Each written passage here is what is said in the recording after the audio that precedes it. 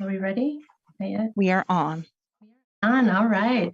So the meeting of the Committee on Parent and Community Engagement of the Board of School Directors will please come to an order. Will the Secretary please call the roll? Director Leonard, Present. Director O'Halloran, Here.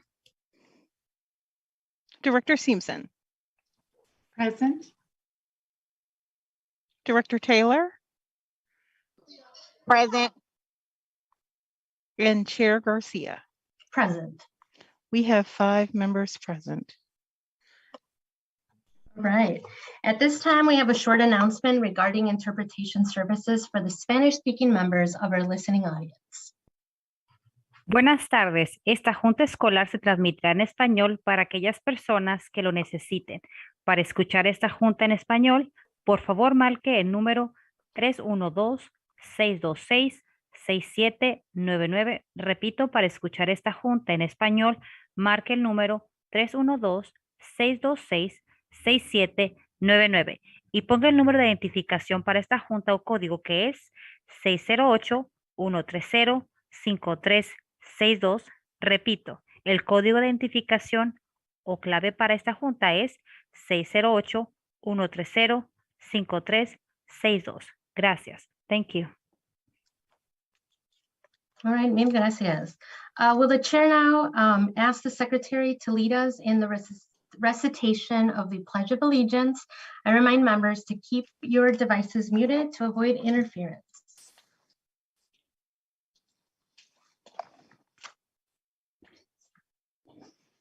I pledge allegiance to the flag of the United States of America and to the republic for which it stands, one nation, under God, indivisible, with liberty and justice for all.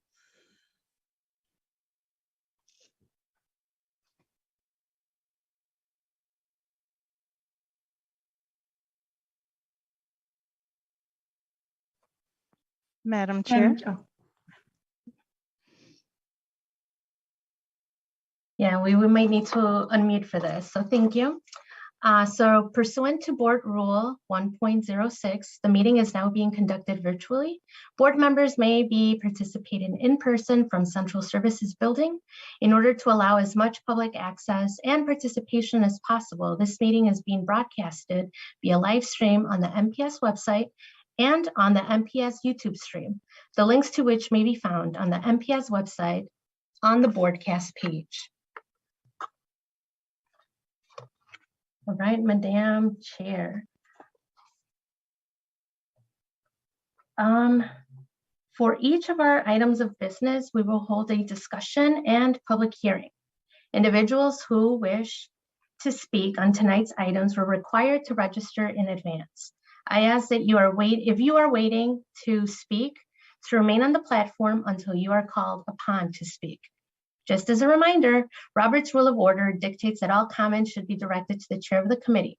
Also, any questions or requests are to be directed towards the chair, who will then determine the most efficient way to address them. All speakers are asked to state their name and spell their last name before proceeding with their comments. Each speaker will have 2 minutes and 15 seconds to speak. After speaker's time is up, they may continue to follow the meeting at one of the broadcast options mentioned previously. To ensure the good order of this meeting, harassment or intimidation tactics of any kind, including inappropriate language, will not be tolerated. The chair reserves the right to remove anyone engaging in such behavior from the platform. Those removed from the platform may continue to listen to the meeting or access the agenda items online. However, he or she will not be allowed to rejoin the platform. Written testimony may be submitted to the board, to the Office of Board Governance, and that's P.O. Box 2181, Milwaukee, Wisconsin 53201 through 2181, or fax to 414-475-8071, or email it to governance@milwaukee.k12.we.us. Also, for listening audience, if you wish to access the evening's agenda items and attachments online, you may do so by visiting the meeting's agendas and minutes page on the MPS website and choosing online agendas. Madam Secretary, what is the first item of business? Madam Chair, the first item of business is item number 1, which is a report with possible action regarding the discipline disproportionality updates and progress. This is an informational item, and although it has been noticed for possible action, no action is required. Excellent. Will the administration please present the item? Yes, Chair Garcia and members of the committee, Keith Osley, Superintendent of Schools. The item before you on this evening's agenda is a monthly report regarding disproportionality updates and progress. Mr. Matthew Boswell will provide an overview of our progress and guide us through the presentation. Upon completion, we'll be more than happy to answer any questions that you may have. Mr. Boswell. Yes, good evening, Chair Garcia, members of the committee. Matthew Boswell, Senior Director of the Department of Student Services. So I will take you through the monthly discipline disproportionality report. And just for public record, before you do have the month of March as well as April. I will be focusing on, of course, April, but I just wanted to make sure that the PACE committee had the report for March as well, because we have not met for 2 months. So just in transparency, we want to make sure that we presented both months. So I will begin, and we'll be happy to take any questions upon completion. So of course, all of our work is grounded in the 5 priorities for success, with increased academic accountability, develop our staff, and to improve district and school culture, ensure fiscal responsibility, and strengthen communication and collaboration. So the reporting for 2021-22, the monthly reporting associated for 2021-22 school year will focus on the following: to promote and provide resources to schools on alternatives to suspension, work with schools to make certain counseling support services are utilized, analyze and evaluate individual school data related to suspensions, to determine best course of action to address disproportionality, continue and expand book studies, and form district committees to identify, develop, and implement strategies to reduce suspension. Updates from last month. So some of the updates from last month, our leads and our SSTs reflecting on our personal leadership and racial identities of leaders and interrupting the ladder of influence with racial bias. Our DELT group, with district leadership, explaining our leadership experience and district policy and practice through lenses of race. Continue updates. Continue to align support to identify schools. Conclude the student focus groups, which is always very beneficial. Student Leadership Summit, which is always our yearly focus to hear and then act on student voice. Wisconsin Disproportionality Network Education Equity Leadership Series webinars. Resources for school prevention and alternatives to suspension. We have continued monthly updates to all discipline champions, highlighting reframing deficit mindset and culturally responsive problem solving. We have continued 4 modules created on team best practices, redefining deficient mindsets, identifying vulnerable decision points, and interpreting biases. We have continued to ensure supportive services are utilized by student focus groups, concluded with trends including creating welcoming environments, acknowledging academic and behavior choices, access to support staff, and increasing school spirit and access to sports activities, clubs, among other recommendations. District-wide, we have continued the use of classroom redirection strategies with over 135,352 redirection strategies used to date. Our suspension data is broke down, and it just details the suspensions for April of 2022 and year to date. And for April, it was 3,064 suspensions, and they are broken down in the categories. April's alternative to suspensions. We had 118 incidents where students were counseled. In administrative counsel, we had 1,445 incidents. Detention, We had 106. For mediation, we had 85. And referrals, we had 12. Repair harm circles, we had 7. And our restorative conferences, we had 29. Continuing and expanded book studies, we have over 2,800 staff have attended Courageous Conversation About Race, Exploration, with 222 attending in April 2022. We have continued our leadership, excellence, and administrative development series leads sessions with over 90 individuals, and our district expert leadership team, DELC, session with Courageous Conversation About Race has continued and has proven to be very valuable to addressing our cause. Continued and expanded book studies, book cohorts with Richard Miller's These Kids Are Out of Control, Why Must We Re-Image Classroom Management for Equity, continues to focus on that, as well as district Courageous Conversation practitioners, beginning facilitators cohort with the Courageous Conversation mentors, which is actually going extremely well because we'll be dependent on that training to continue this work heading into the 22-23 school year. District's committee to reduce suspensions. Root cause analysis continues, including student focus groups and staff members interviews that identify schools and have focused on creating a welcoming environment, student school spirit and school engagement, non-traditional classroom opportunities, increased student voice, and hands-on learning opportunities. District committees to reduce suspension. Student Leadership Summit actually took place April 21st, 2022. Some of the featured topics were barriers to mental health support as selected by students, importance of trusting relationship as identified by our students, academic choices and engagement as identified by our students, microaggressions students have observed as identified by our students, and perceptions of college and leadership opportunities as identified by our students. Next steps. Additional sessions for Courageous Conversation, Exploration, Leads, and DELC will continue.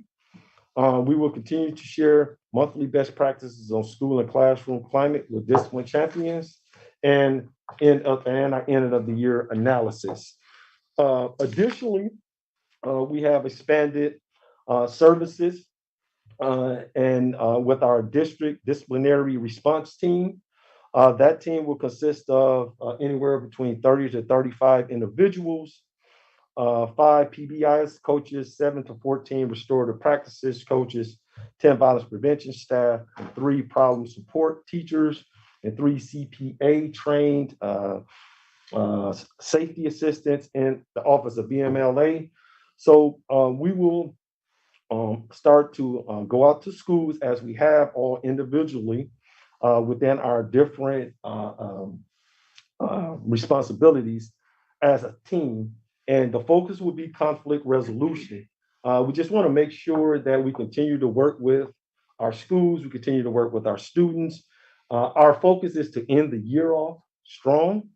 Our focus is to make sure that we have a grounded, systematic approach for the 2022-23 school year. So those things will focus on student groups as well as professional development for teachers, as well at the school site. So those are the plans, and those are the next steps of things that we plan to do to end off this school year and to plan and prepare for the next school year. So as always, we'll be here to answer any questions you may have. This month, I am very happy to say that our school highlight is Pulaski High School. We definitely want to bring a high school to the PACE committee. This is one of our outstanding principals, Ms. Harden, Lonita Harden, and she will detail her presentation on the wonderful things that are happening under her leadership at Pulaski High School. Ms. Harden. Chair Garcia, members of the committee, Lolita Harden, principal of Pulaski High School. Thank you for allowing me to be here tonight. So Pulaski High School is a school that is really growing. We are a multicultural school, as you can see. Our students that we are excited to say is that our students come from all over the world and they speak a minimum of 20 different languages. So we certainly are that multicultural group. 924 students this year, 25% students with special, who qualifies for special education. The data that you're looking at before you today is that it goes back to the year 2019 to today, and you're looking at the culture and climate of Pulaski High School. And what you can see is that there is a significant drop in discipline when it comes to Pulaski and how we do business at Pulaski. Right before the pandemic hit, we knew that we wanted to do something different going into the school year. What would be the alternative to suspensions? Why are students finding themselves getting into trouble? What is it that our students need? And what we discovered is that what our students really need, we need to hear from our students. We need our student voice. We need to know what's going on with them, what they are thinking, what do they need from us as the adults in the school. One of the things that we discovered is that we needed to increase the amount of social emotional learning that we provided for students. So at Pulaski High School, there are now numerous groups that go on for social emotional learning throughout the day. We had to make it where it was convenient for the students to be able to support them to receive these services. So we have increased with our social worker, with our psych, we've increased with our tab officer, as well as with our librarian. These are just a few of the individuals who provide those services, or they bring in groups so that our students are able to meet with those groups and they can define what is it that the student population at Pulaski, what they want and what they need moving towards the future. Another thing that we did is that we looked at, instead of suspensions, what can we do? So we increased our PLP notes. We are all about PLP. You will hear students in the hallway at Pulaski to say, did you PLP that? Is there a PLP note on that incident? What did you do about it? Who did you talk to? And what is the response? So not only do the teachers talk about PLP notes, students talk about it, and they expect to be able to see those PLP notes. And what does the PLP note say about me? And what does it say that you're going to do for me? That is huge for us. Through professional development for our staff, we're looking at ways that we can support our students as well. One of the most recent professional developments that we held for our staff, it was around Ramadan. Because we are a very diverse population, we need to understand our students. And we have a large Muslim community. We need to understand, what does that month of fasting look like? After we did the PD with the staff, what happened was phenomenal. Teachers began to open up their classrooms during lunchtime for students who were not able to eat because they're fasting. So during lunch hours, you would have numerous teachers would provide a safe place, not only for students to be able to come and pray, but because of that fasting period, students are tired. They sometimes need just a moment of rest. So the lights, they provided dim lights. They provided a quiet spot. But all students were welcome to either go into that place and pray by themselves or just to be able to rest, knowing that we were in the month of Ramadan. And guess what? My educators understand what Ramadan is. They're asking those important and those significant questions. Some of the other things that we've expanded upon Pulaski is our recognition system for students and staff. We have an electronic system that was created that's called Ramagram. Ramagram allows you just to click on a link and you can recognize a student for something that they did. You can recognize a staff, you can send it just to that student, or it can go out to the entire school community to know that this person has been recognized. Then at the end of the month, our mascot will come around to the classroom and surprise the students and the teachers with small tokens of appreciation. So whether it is a t-shirt, sometimes it's a snack item, but everyone is recognized because of the impact that they've had on the culture and climate of Pulaski High School. Through our student committee, who meets twice a month at Pulaski during their lunch hours, we're able to expand groups as well. So our goal is that every student in Pulaski High School will belong to some group or some club. And it's either through the creation of the teachers or through the creation of the students. In fact, the students have created a number of new groups for the incoming school year, which we are excited about. The only thing that we ask is that they find an adult staff in the building who will supervise the group. So with that, we believe that if students feel a sense of community, then what you're going to see is that there's going to be a change in the data that stands before you on today. So it's very important that we support them in their needs and in their wants.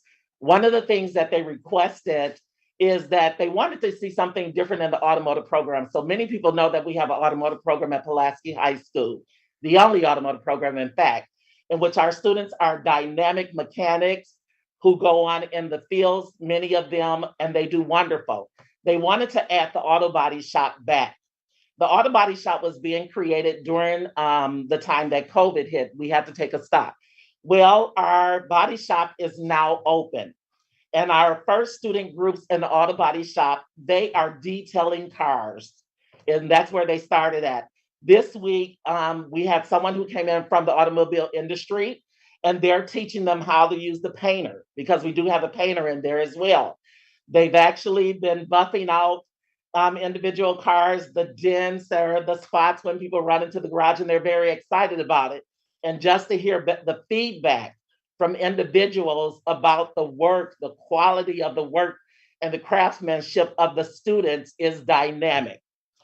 Lastly, I just want to talk about the fact that we are excited about the IB program at Pulaski, which is really having a great impact. In fact, we have our first full set of IB exams that are occurring this week. And students have really risen to the occasion. Where we were expecting them to want to take one or two exams, they're taking all the exams for the most part, which is very exciting. And this is in the DP program. But the students who are in the automotive and the CP program, they also have access to the exams as well. So I think that all of this is definitely having an impact on the culture and climate of Pulaski High School. As students are feeling this sense of ownership, this is our school, and they are excited about it. And in as much as we want Pulaski to be successful, the students do too.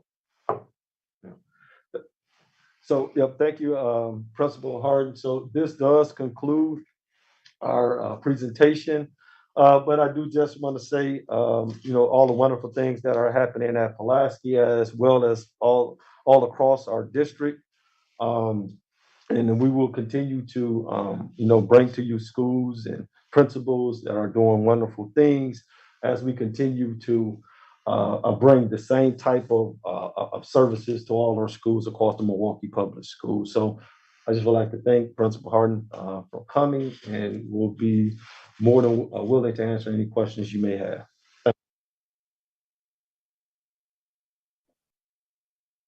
Thank you, administration. And before we go into committee comments or questions, Madam Secretary, is there any public comment on this item? Yes, Madam Chair, we do have individuals registered to speak on this item. Would you like to go to public testimony? If that's okay with my colleagues. I see head nods. Okay. Let's do this. Okay, we will go to the public testimony. The first speaker that we have on the platform is Gretchen Kaeperman. Please state your name, spell your last name, and begin your testimony. Good evening. It's Gretchen Kaeperman, K-A-P-P-E-R-M-A-N.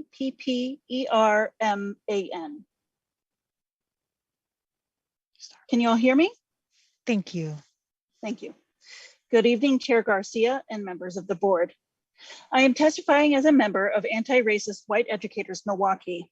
We have been working in coalition with Black Educators Caucus, Leaders Igniting Transformation, and MICA for at least a year to draw attention to the abhorrent disproportionate discipline of our Black students. This work was spearheaded by MICA in coalition 3 years ago. White board members claim to be anti-racist and social justice warriors. But where is the evidence that you are fighting against the school to prison pipeline? You allow month after month, year after year of the same type of reports from administration, while you lob softball questions at them. During these months and years, the data hasn't budged. In fact, disproportionate discipline has gotten worse over time.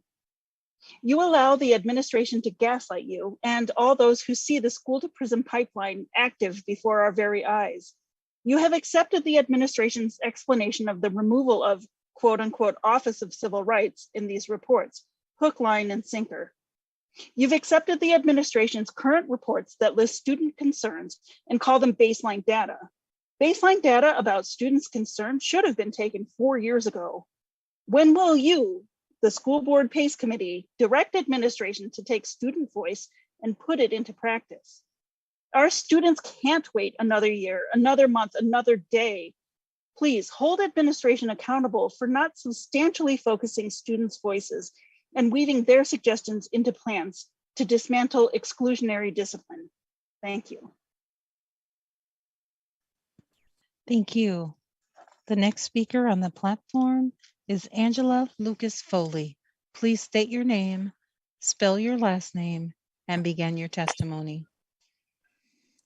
Angela Lucas Foley, Lucas space Foley. Thank you. Good evening, Superintendent Posley, Chair Garcia, and directors. I come to you this evening as a white educator and parent of 2 students in MPS. I was struck once again by the title of this agenda item. Office of Civil Rights has been removed, and strikingly, progress is part of the title. Progress. Disproportionality is up, discipline referrals are up, enrollment is down. Our students aren't broken. The school system that serves them is. In search of progress, I ask the following of administration and the board of directors.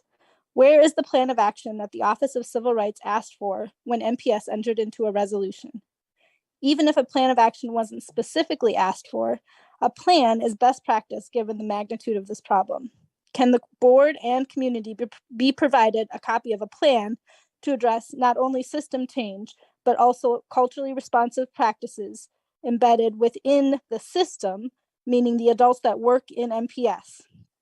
Page 7 of April's disproportionality report outlines next steps, including CCAR facilitators who complete the cohort and become certified facilitators and begin to lead exploration seminars throughout MPS.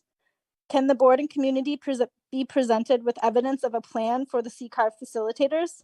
How do we know that these facilitators have the access and reach to promote system change? Curiously, there is no budget line item devoted to CCAR or Pacific Education Group for the following fiscal year.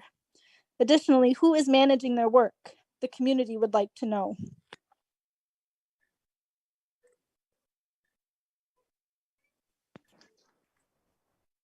Hello. Additionally, the community would like information on the Culture and Climate Toolkit. It appears right now that the toolkit is used merely as a hunt and find document. Again, how are systems being impacted and how are we monitoring progress and change? Seconds. Thank you. Thank you. The next speaker on the platform is Michelle Hilbert. Please state your name, spell your last name, and begin your testimony. Hello, my name is Michelle Hilbert, Hilbert. Thank I'm you. also a member of Are We Milwaukee. In the monthly discipline disproportionality report in September from earlier this fall, under the heading Student and Community Voice on page 4, the report states that there will be a year-long effort to amplify student recommendations around school and classroom climate. This work started in October with the Fall Student Leadership Summit, and another was just recently held in April, along with the student focus groups. So the report says that gave a lot, this month's report gave a lot of summary about students' feedback. And I'm wondering, what evidence does the board have that student voices are being listened to? How is student feedback included in the next steps section of April's report? And can the board have a presentation maybe by the MPS administration of the policies that the students would like to address and what that plan is? I'm also glad that the report says that the student focus groups are, quote, beneficial. I'm wondering, who are they beneficial for and how? How is the district defining beneficial? How are they assessing it? Regarding the January report, I asked, I believe it would have been early February then, how are students selected for these groups? Was anyone excluded unintentionally or otherwise? How are the focus groups accountable to each other and to the wider district community? Still can't find this information in the report, and I still have those questions. We're again wondering what the evidence is that demonstrates that student recommendations are being put into action to change these dysfunctional systems. I appreciate your time, and thank you. Thank you. The next speaker on the platform is Raven Chappelle. Please state your name, spell your last name, and begin your testimony. Ray Chappelle, white educator representing RE Milwaukee, CHAPPELLE. Thank you. Chair Garcia, members of the committee, here we are once again looking at suspension and expulsion data, which remains unaltered 8 years after the Office of Civil Rights launched its investigation of our district. 51% of our students in MPS are Black, and yet they still make up 81% of our district suspensions. Here we are again this month, reflecting on the impact of punitive discipline practices, which are still used broadly across our district and which are rooted in systemic racism, rather than working together to create an actionable plan to address disproportionality, a plan that centers student and community voice, the sole purpose of this committee. Here we are at the end of yet another academic year, during which a majority of staff in the schools across our district were not offered ample opportunities to learn more about restorative practices, were not adequately supported to implement these practices, and were not held accountable to show the ways in which they have grown a culture of restorative justice within their building. What does the lack of meaningful change in this data tell us about the effectiveness of the approaches we have taken as a district? Can we say that we have accomplished much of anything in terms of narrowing the disproportionate disciplinary gap between Black students and all other racial groups within the last 8 years? Are you, our board members, our elected officials prepared to defend the ways in which you have held this administration accountable for ending our undeniable participation in the school to prison pipeline? Month after month, year after year, the board rolls over and pats administration on the back for their lackluster, bare minimum efforts. What substance have you gotten from their vague PowerPoints? Have you seen any proof that our district is improving its unjust treatment of its Black scholars? Are Black students less likely to be handed down harsh punishments now than they were when our district was first investigated? As we end this school year and as the next election cycle for many of your seats encroaches, ask yourself, Madam Chair, am I wanna content make with sure that co-signing mediocrity? Conversation is directed towards Am the I item that is on the agenda. I'm asking the school board members about if they're willing to face how they've been voting and how the questions they've been asking. Okay, thank you. If the answer was no or a slightly hesitant yes, then whose interests are you really protecting? Do you want to be remembered as a leader who enacted change or as a puppet who defended the status quo?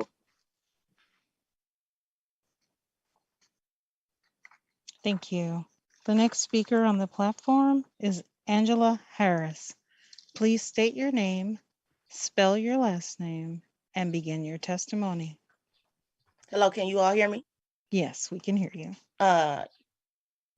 Angela Harris, Chairwoman of the Black Educators Caucus, HARRIS. Here we are at the second to last PACE meeting of the school year, and disproportionate discipline of Black students looks disturbingly similar to the data that initiated the Office of Civil Rights complaint 8 years ago. This school year, our district continued to dole out suspensions to our Black students while holding monthly updates, pretending the work was being done to address it. I mean, if we can't even name the problem, how on earth could we ever address it? We've moved from updates on the OCR complaint to updates on discipline disproportionality without question. It's the unintentional honesty for me, because all that ever happens is we get an update on how discipline disproportionality still exists. As a board and administration, it is time that you begin to draw on the teachings of Paulo Freire and Bell Hooks and work to ensure that our vulnerable students are cared for, our marginalized students are included, that the dignity and humanity of each student in our district matters, and that everyone's needs are heard and met, not just those of the teachers union. This administration and board continues to enact policies that haven't changed discipline practices or mindsets. Without a transformational change in practice, improvements in disproportionality will not happen. This board and administration continues to enact policies and resolutions without accountability to implementation. When policies can be ignored and pushed aside, it will never lead to change. Ultimately, this has been another status quo, top-down approach to discipline disproportionality that yielded minimal outcomes.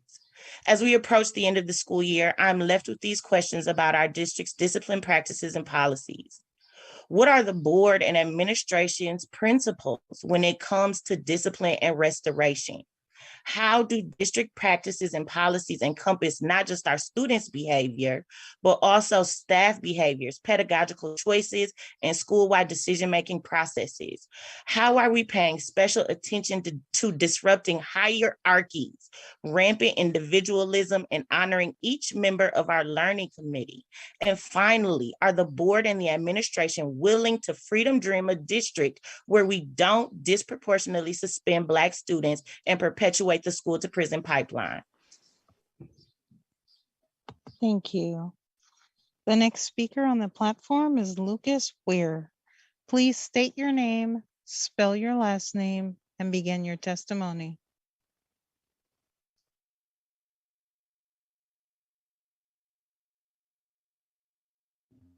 Lucas Weir, W-I-E-R-E-R. Thank you. Good evening, Chair Garcia, members of the committee. I wanted to speak tonight with a couple of questions. First of all, I wanted to thank Ms. Harden of Pulaski for her presentation. Listening to some of that actually got me excited by some of the ideas potentially to bring back to my high school. But I also wanted to ask the question of why this is now just the second high school that we've heard from at PACE committee meetings. The first one being Audubon in January.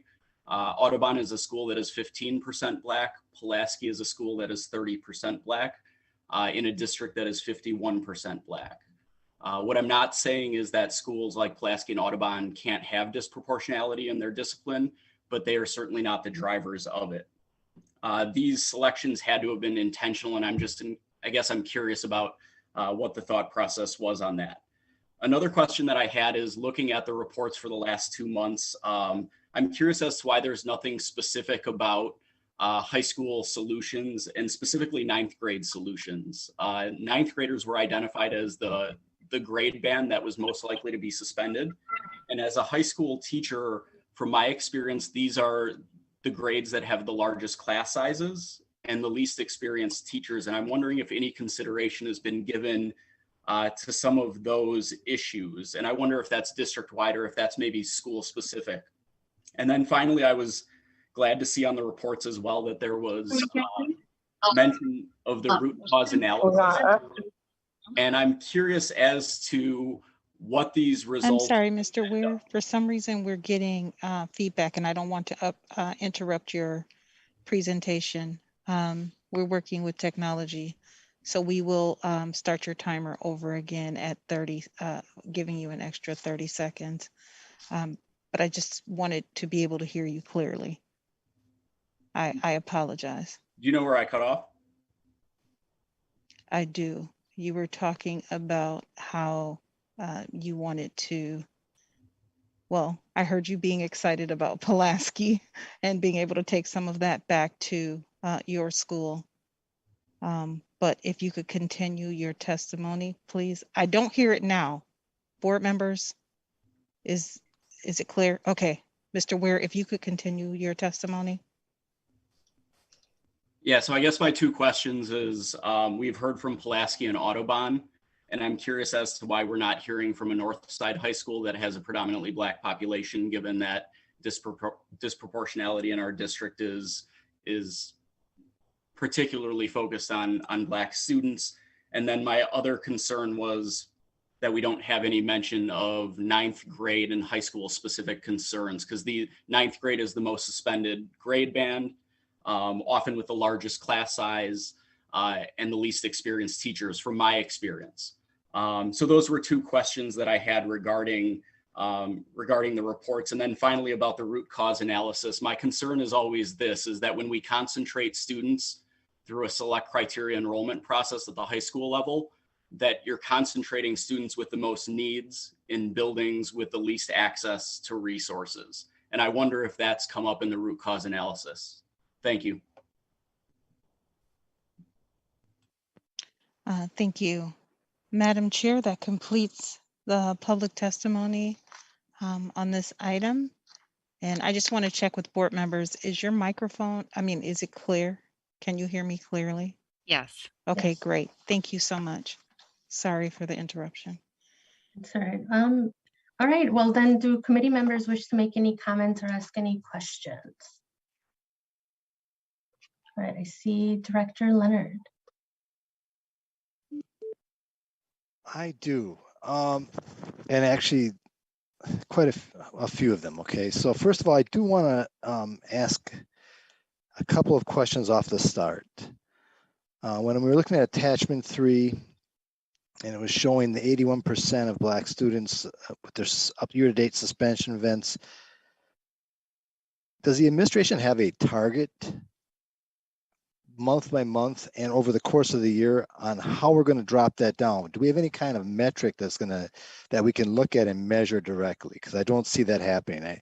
I understand you're reporting it every month, but I don't really see anything. And it'd be good to know if we have an actual goal in that. And then also, I'm sort of going to mix this question up a little bit. And really, this has been asked by many of the people that have been speaking for months on this. So I guess I want to know,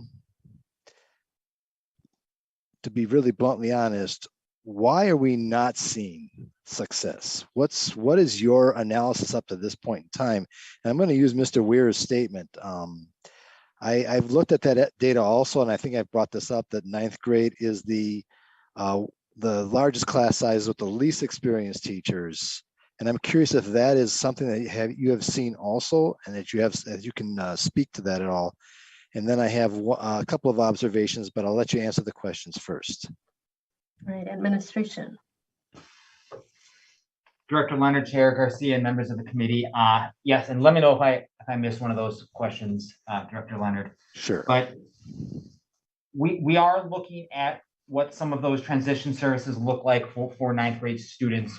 One of the things that did come up at the schools with these focus groups was actually what Ms. Hardin touched upon, is creating that school spirit or school engagement, whatever term you want to use there, but especially targeted for the ninth grade students, making sure students are aware of what opportunities there are there in terms of activities, clubs, sports, having events during the day. But right from day one, getting students excited about, this is my school, these are my colleagues, these are my students, and really kind of creating that, because then we do see when students are engaged in that high school through that school spirit, they do tend to be more engaged in all that, they want to be there. So that is something that has come up through the focus groups. In terms of staffing of those, we'll have to get back to you. I'm not aware of what that looks like, but focusing on ninth grade students has come up. It is across the board. That is the highest area. I believe you asked something around in terms of a goal in that the current model is it's being paced out in next year's district and school improvement plan. But we were looking to have our disproportionality within 10%. That has been our goal in the past. So 51% of our students identify as Black. Our goal is looking at having 61% or fewer of the suspensions in that area. And again, I'm not sure what that's going to look like going into next year. The district improvement plan is currently being created. And then additionally, Chair Garcia and members of the committee, I just would like to add, I think it was a question in terms of looking at suspension and what are some of the things that we plan on doing and continue to do to curtail that. As I mentioned previously, we have developed a district disproportionality response team. Once again, that will consist of our 5 PBIS coaches, And we have 7 to 14 restorative practices coaches, 10 violent prevention staff members, 3 program support teachers, 3 CPI personnel, and our Office of Black and Latino Male Achievement Office, of course, and Mr. Jagman. Now, the purpose of that team is to have touch points throughout our district as a collective. That is a team of anywhere from 30 to 35 individuals, and their focus will be conflict resolution. What we believe, administration believe, is we can continue to focus on conflict resolution with students. It would decrease any aggressive actions that may lead to suspensions. So that is the plan going forward this year. And as Mr. Jagman mentioned, cycling into next year, that will be in our school plans, as well as continuing the courageous conversations, district-wide mandatory training, as well as providing on-site professional development to teachers and students, as well as all of the other things that are currently happening, but packaging that as a system of approach with a lot of touch points in reference to working with kids, understanding students' needs, as we all know that's important, as well as teachers. But are really excited about this team, because this team will be able to go out as a collective unit and have a significant impact on addressing student needs. Thank you. Any clarification, Director Leonard? No, can I just finish my statement on the? I really wanted to note a observations. Okay, so Pulaski and Audubon are 7th district schools, and Mr. Jagman and Miss Ellis, Dr. Ellis, set up times for me to meet with them and sit down and talk with students. And I really got a very in-depth view of what looks like much more successful both leadership and actions from those buildings. And granted, the makeup of those buildings is not the same as where we see probably a very high level of suspensions, but at the same time, when I see something that's working really well, I want to mention it. And I'm also taking the opportunity to talk to a lot of different people, including people that are in the Black Caucus, I believe. I have to be careful on how I'm saying that, because these are individuals and I do not want to, they asked me not to name any names. We're starting to have some pretty in-depth conversations. I want to know really what are you really asking for? Give me your insight on what you would like to see and what you would like to, what do you think would satisfy this situation in our district? That's sort of what I'm really asking from those people. But I do want to thank Ms. Harden, and what I saw at Audubon actually was sort of amazing to me. They are using restorative practices, and the no repairing harm circles, and literally their students are leading the effort with the teachers as advisors. So what I'm seeing is something that's working really well in the building, and they are the interventionists. The students actually intervene with the youngest students coming into the building, and there is a synchronicity, I guess you could call, going from the beginning, from first coming into that building till they get up to be seniors in Audubon, and the difference is visible. I went to Audubon, trust me, Audubon was not that nice when I went there by any means. So what I'm seeing is a really something that really works. No doubt I can see why both Pulaski and Audubon have a reduction in suspensions.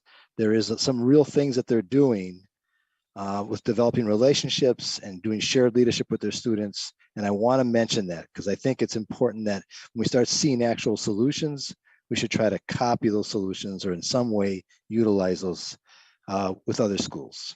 Thank you. Thank you, Director Leonard. Next up, I have Director Steenson, then Director O'Halloran. Okay, thank you. So a couple of things. I mean, I think one, there are things that are within our control and things that are like, I'm sorry, let me back first and thank the principal, Ms. Hayden Harden from Pulaski. I want to lose the opportunity to give you a shout out and just compliment you on the work that's being done at your school. I wish that, you know, when we have schools present like this, I wish everybody in our city could hear these conversations because it's inspiring. So I just want to, first of all, thank you for that. So there are things in our control and things out of our control we can do in our schools. And, you know, I think some of the speakers, you know, over my time on the board have raised issues, you know, consistently. You know, I think that one thing that we hear from speakers and from students, and I know when I've met with students, the one thing I hear from them frequently is just that need for their voice to be heard.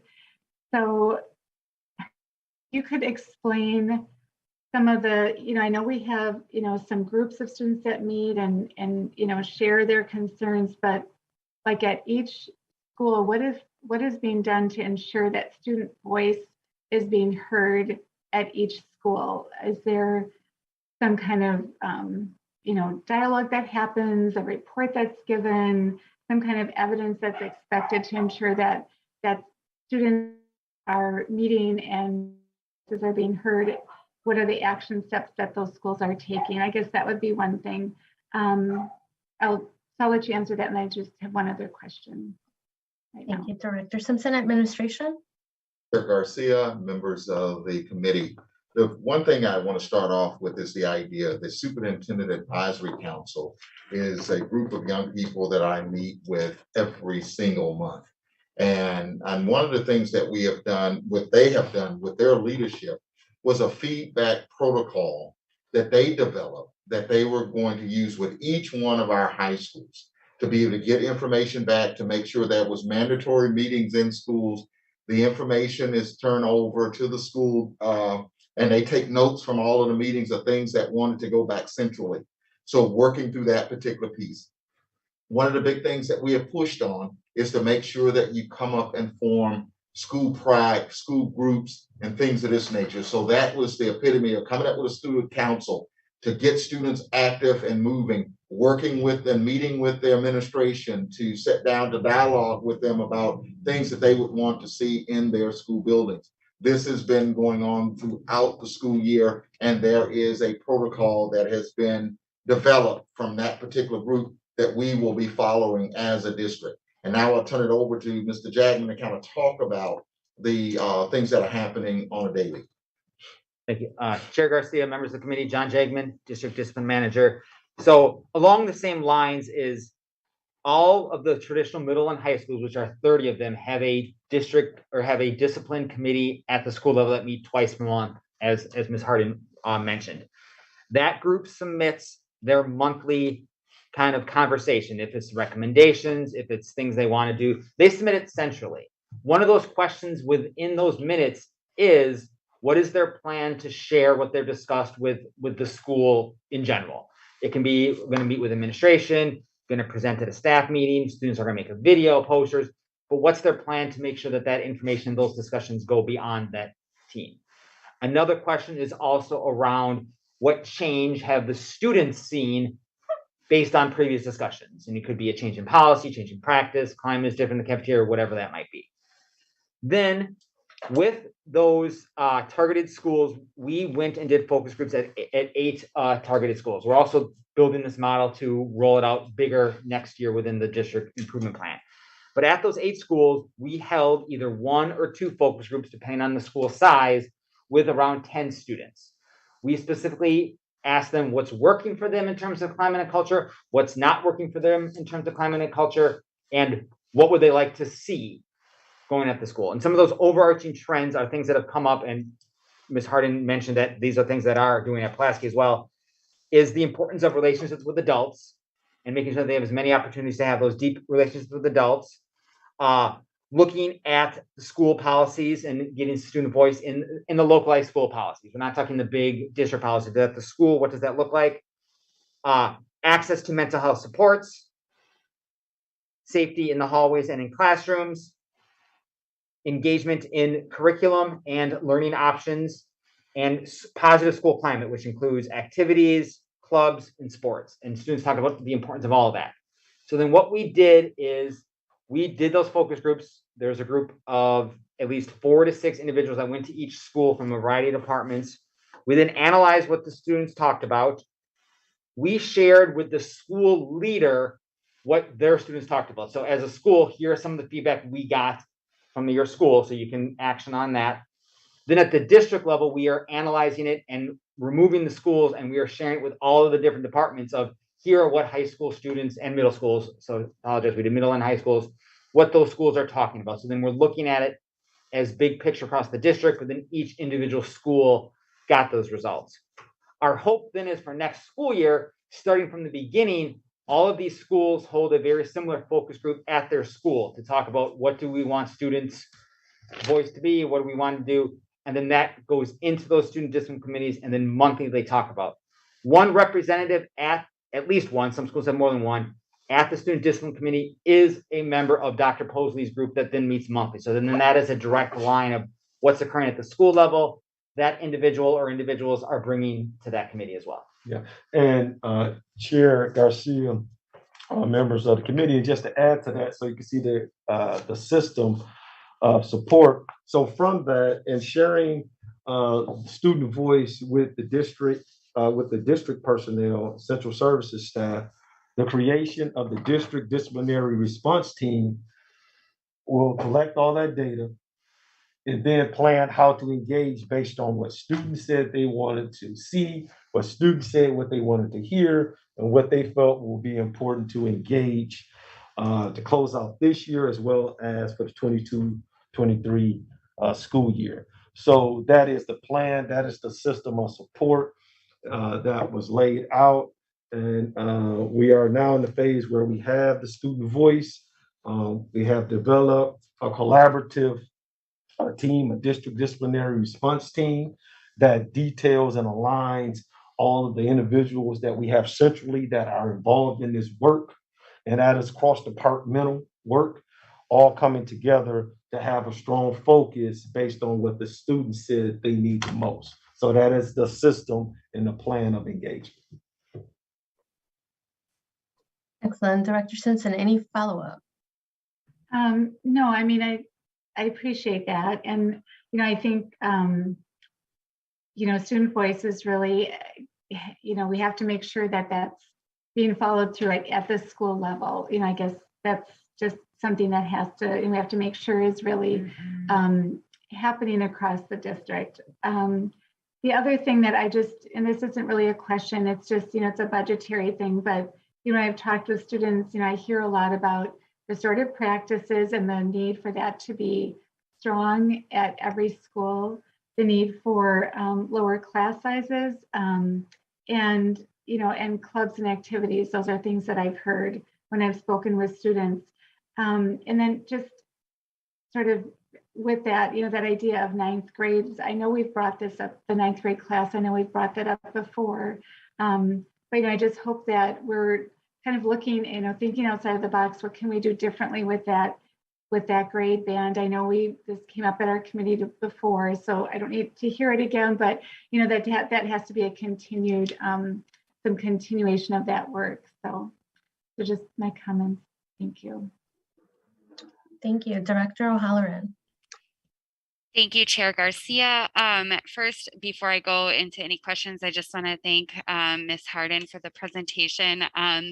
Two things that really jumped out to me. I really appreciate that your staff is working to understand our Muslim students' needs as it pertains to Ramadan, their physical and spiritual and emotional needs in expressing their faith. So thank you for that. I also, as a parent of a student who frequently hears more bad than good, I love that concept of like sending an immediate, like a link that you can click to send positive feedback to the student or to the whole school when you kind of catch them doing the right thing. It really changes, like just what my kid that, you know, frequently hears more negative, like when they get that positive feedback, it really changes their whole attitude and outlook on that day. So I sincerely appreciate that as a parent. And then, you know, as somebody who represents a fairly large Muslim population, like I just wanted to recognize you for those two things. So thank you so much for that. And then my questions. So I am really thankful that Mr. Jagaman or administration called out, like, our goal is 61%. And I know that, well, obviously it would be less than 61%, but that being the higher limit of the range would probably be maybe the target for next year. So, because that's what I've been trying to get to. We frequently talk about like activities, we don't talk about like outcomes. And so we talk about like how many book studies we've done or how many people have been trained, but it doesn't kind of get to the where the rubber meets the road. Like, people are frankly less interested in hearing about book studies, I think, and they just really want to know, like, what are you actually doing? So being able to articulate a goal and then like the pathway forward, I think is what at least I'm looking for. So for the my two questions then, to try to limit it, for the disproportionality team, is that I wrote down like the numbers for the PBIS coaches and violence prevention and everything. Are those positions currently fully staffed, or are these positions that are open and we're in the process of staffing them? Because sometimes that is another issue that I have, where we have these number of positions, but some of them aren't filled. So it's hard to actually track. So are these positions currently staffed is my first question. Administration? Chair Garcia, Director O'Halloran, members of the committee, all these positions are staffed. So this is a current staff that has been working in our district the whole year. This is just a coming together of the response team, like I said previously, to identify and address student voice and concerns of the student, as well as to identify and address any data that you may see before you. So all these positions are currently staffed. Okay, thank you. And then, so with this or like any of the other activities, do we then go back and analyze, like, we recognize that this is the best way for us to move forward, and we're going to put all of our effort into this, like whether it's the courageous conversations or if it's restorative practices. I'm just trying to draw a line from like the activity to the outcome. And as a board member, if I were to say during this budget season, like, hey, we recognize we're doing a lot right now and we have limited resources, like this is where we should really focus. So how do we do that, like step forward and actually analyze the activities and the outcomes of the activities? Administration? So Chair Garcia, members of the committee. So one of the things that Mr. Jagman did mention is about having a focus activity and having it in the school improvement plan. What we have also found is that we have a multitude of schools. So we're trying to engage strategies around a million different things. And sometimes that can be a little bit difficult to manage as well, because you have different schools focusing on different things, whether it's PBIS, restorative practices, and some schools may have a collection of them all. So our goal is to focus on one identified strategy district-wide, and then that'll be able to lend that data and the use of that strategy to that one strategy district-wide, and have that embedded within the school improvement plan. Chair Garcia, members of the committee, you know, there's, for instance, no one size fit all, right? And each school community is very unique in its own way. And what we have been able to do is to take a look at the data. If you take a look at the data, the episodes that suspensions have occurred has been for fighting as well as disorderly conduct. So we're looking at what are the toolkits around those two areas. The other thing we look at is what is the time of the day that this is occurring? Is it at lunch? Is it in class during class hours? Or is it before school or after school? A looking at those areas and trying to identify those areas. We got a safety net of a number of different things: the Black and Latino male, the Equity, Access, and Inclusion, PBIS, Violence Prevention Office, Restorative Practices, bringing all of these supports around our children. And when it comes to fighting, what is the out of those, what is the best piece that we can look at? The Violence Prevention Office, as well as Restorative Practices, PBIS. How do we build those teams around? But also working with our young people as student ambassadors, because they want a safe school free from fighting and disorderly conduct as well. How do we bring those individuals in to support us through that particular piece? And also, if we're finding out that this is occurring during the lunch hours, how do we create opportunities to make sure that we have students spread out in different ways?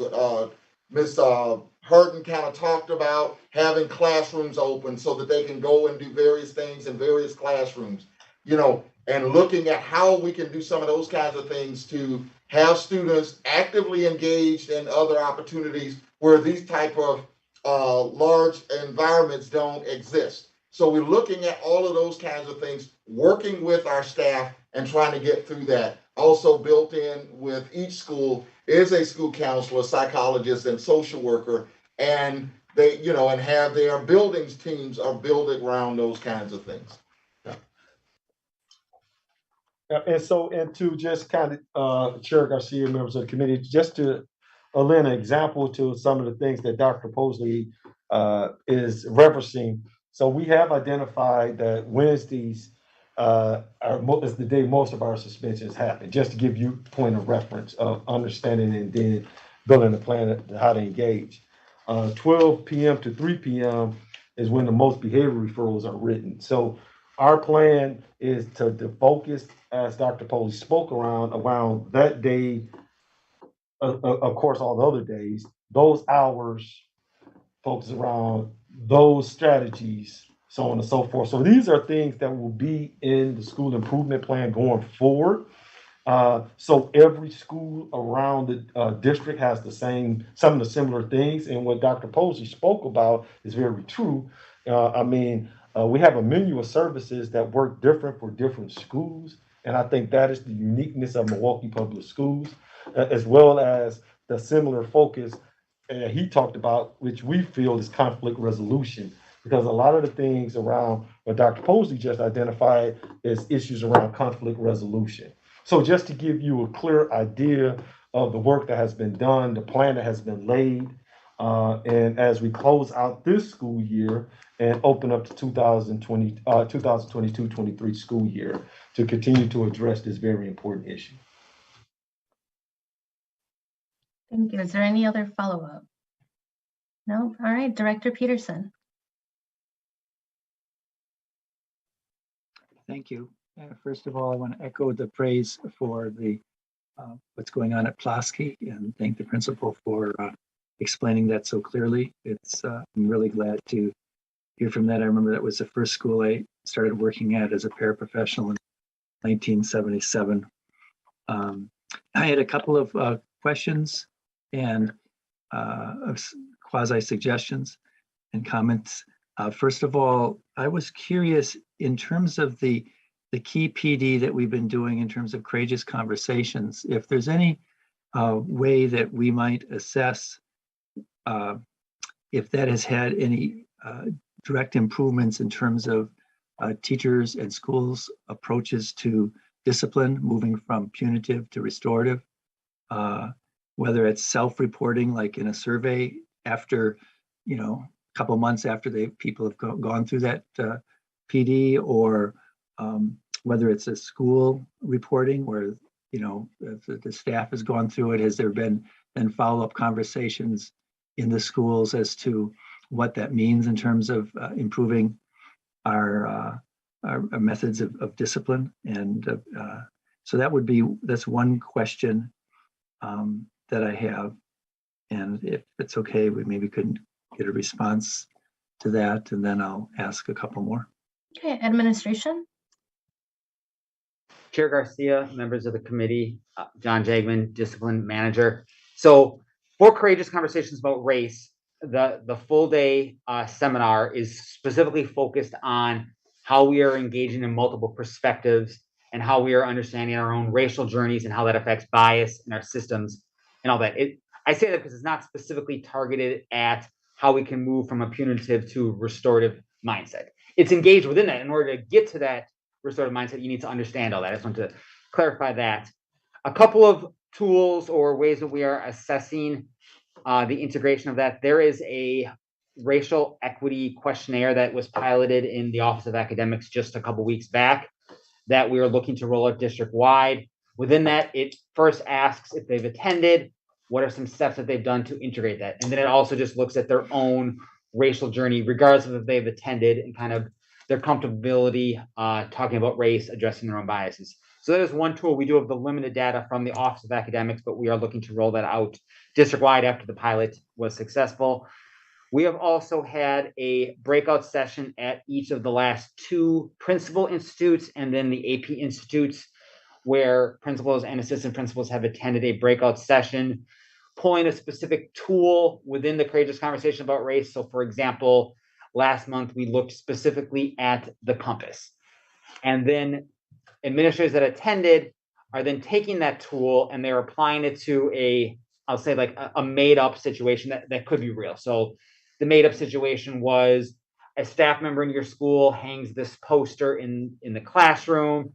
It's racially inappropriate or there's some bias involved in it. How might you use this tool to then have a conversation with your staff member on updating that or addressing what kind of effect that has in terms of your classroom climate? So we're looking to do that. And then within, again, the district improvement plan for next school year, schools will, within their climate and culture goal, be identifying their action steps in a couple of ways, including if they are leaning into the restorative practices, if they are doing trauma-informed care, if they are working with BMLA, and then if they have attended Courageous Conversations Exploration, those schools will then specifically identify an action step right within their school improvement plan. Thank you. If I just want to make a comment and then ask one more question. And the comment has to do with the question of vacancies. I think that it can't be overstated the importance of having obviously qualified trained staff in all of our positions, and it's no fault of anybody in this board or room, or our district that we have. I know counselors this year. There's been 10 counselor positions open that haven't been filled. There's anywhere around 140 teacher positions that haven't been filled. And my understanding is there's 9 of 14, only 9 restorative practices teachers out of the 14 that are allocated. And we know that having that many vacancies, especially teacher vacancies, who are really the frontline people with, in terms of discipline in the schools, can have a really devastating impact on not just that particular classroom, but the school climate itself. If there is, real discipline problems amongst in classes where there's not an experienced teacher, and so that's, to me, that all the more reason we all have to really work to recruit quality staff people. And I know we have plans to ramp up our recruitment, and hopefully we'll have better success next year. My final question is, I know that there was discussion about conflict resolution, that's a key issue. And I was curious how teachers and EAs and principals are either being trained in that or reminded of past trainings. I know a lot of teacher programs do that. If you could comment on that, I'd appreciate it. Administration. Chair Garcia, members of the committee, John Jagman, discipline manager. So there's a few current ways, and then again, like Mr. Boswell said, we're looking to expand. All K-8 schools do second step curriculum, and within second step, it is the social emotional learning curriculum. There are various conflict resolution and other tools and skills that the students work on. So that's right within that. Then for staff members, we have our de-escalation professional development, which is an all-day professional development for staff members. So they have a variety of different tools. There's little parts in there around mindfulness, little parts around trauma-informed care, all these different lenses to look at it, equipping our staff members with tools to de-escalate a situation when they start to see that. And then also within the repairing harm and community building circles in which restorative practices, a lot of those can be student-led and empowering students with the skill sets to work on their own conflict resolution, their own, how they are repairing harm and causing harm in the situations. And then we're going to be looking at how we can roll that out and get that to all of the schools, because that is something that also did come out of the student focus groups, is some students, we asked the schools to have students that have experienced the discipline process. There were students who just voiced like, there are times when I'm having a bad day or I'm in conflict with some other student and I'm not necessarily sure how to handle it. And a couple students were just honest and like, and then this is what happens. Like they've gotten into a fight or whatnot. So we also do have students that are kind of asking for that additional support themselves and how they can manage those situations. Thank you. Thank you. Anything else, Director Peterson? No, thank You're good? All right. And if I could just pass the gavel just to say a couple words. Would I have to? Yeah. So noted. Director Garcia. Thank you so much. Here's the gavel. Well, first of all, just echoing my colleagues' comments in regards to, first of all, thanking the leadership that we have of Pulaski. My partner is a proud Pulaski graduate, so there's definitely some of that representation that happens, at the dinner table a lot.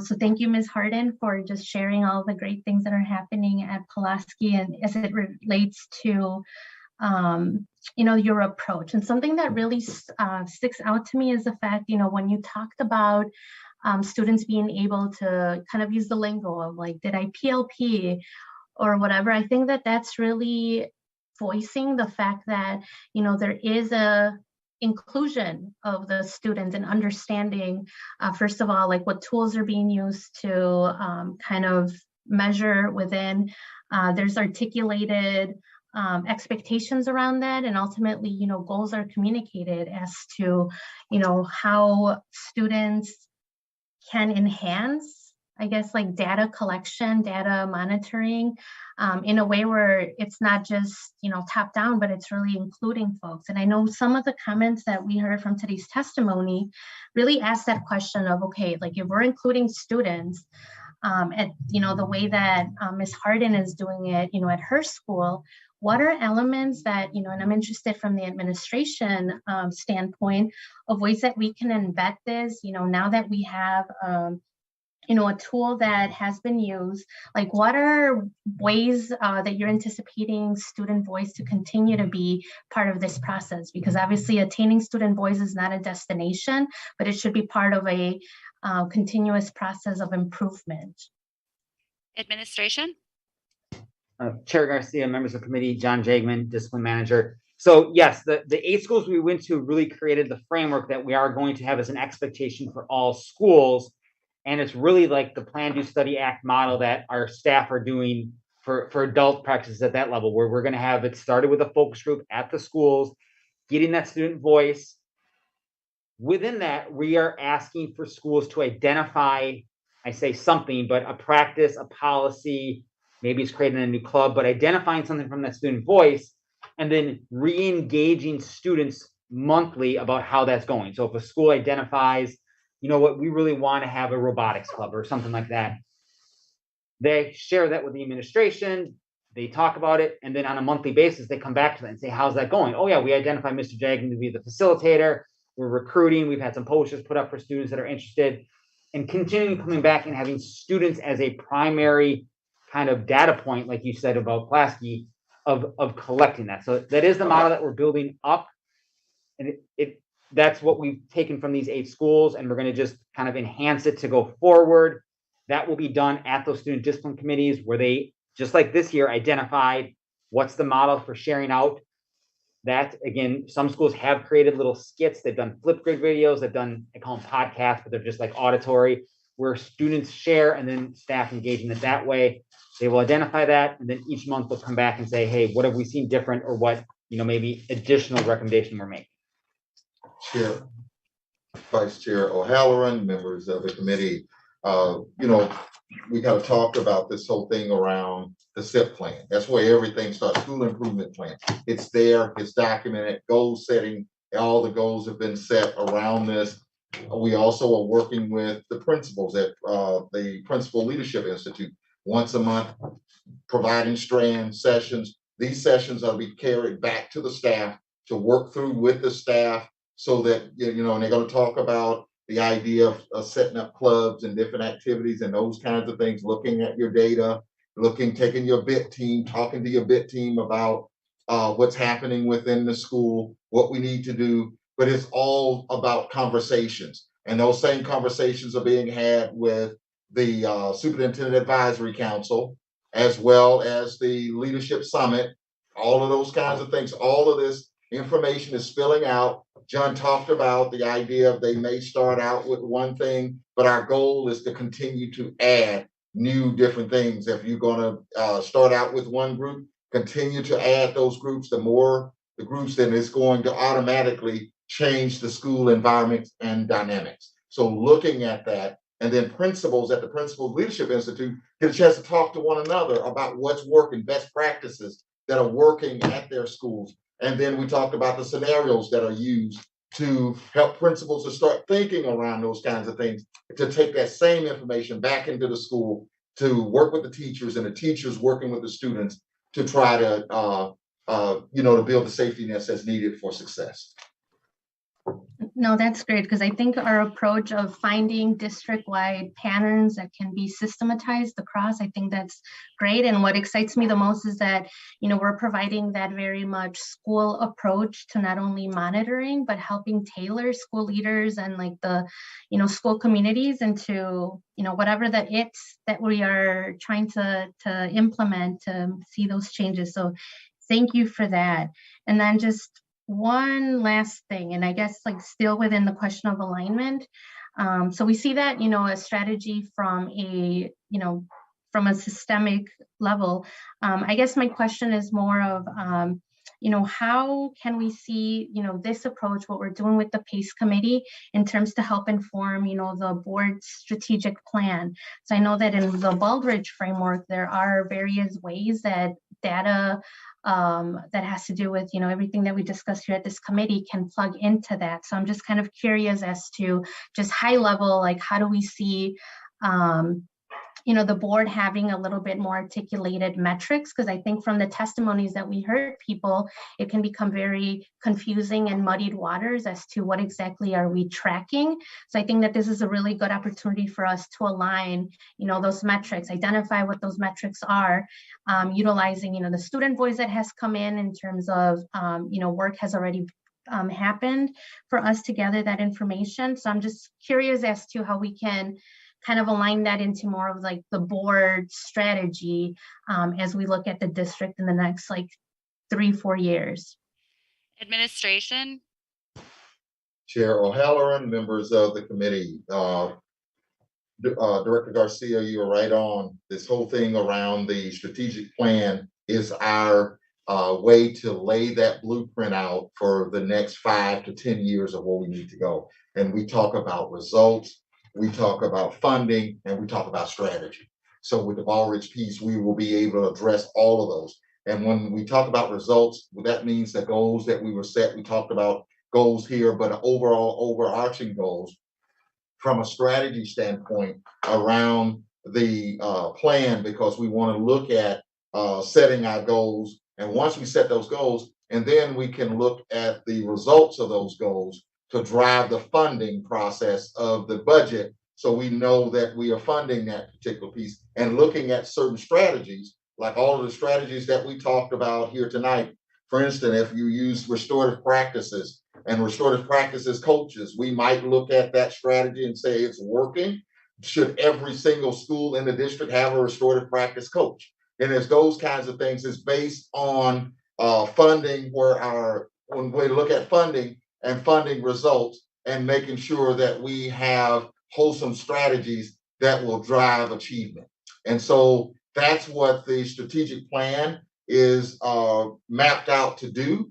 And we are on set to make that happen. And that is something that from a collective group, the board, the community, the administration, the staff at schools, everyone, students at schools as well, will get an opportunity to weigh in on what should be there as indicators, key performance indicators to look at, to measure our growth. Thank you. Director Garcia, would you like the gavel back? Yes, thank you. All right. All right. And So then noted. committee members, is there any other questions or last comments? Director. Yes, Director Holler.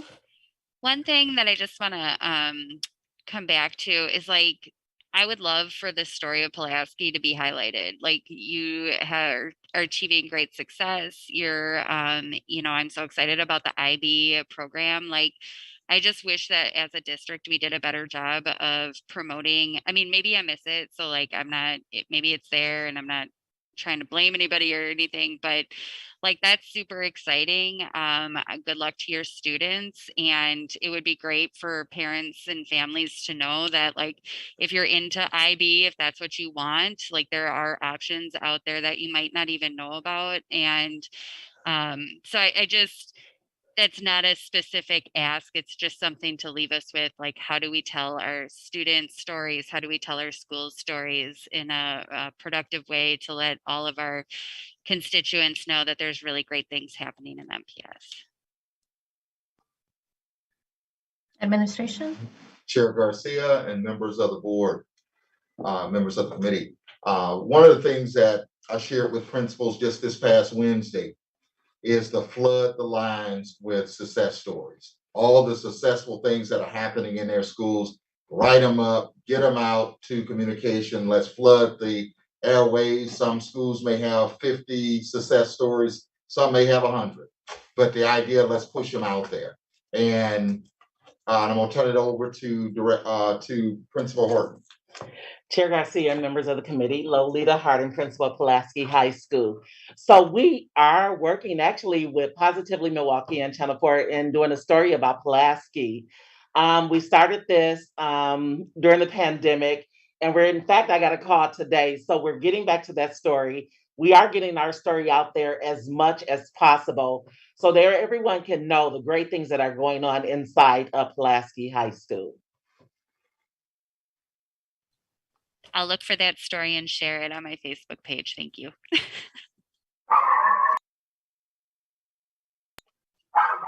Excellent. Sorry, it looks like my dog has some further discussion. But is there any further discussion on this item? All right, seeing none, Madam Secretary, what is the next item? Madam Chair, that was the last item on tonight's agenda. Excellent. So there being no further business before this committee,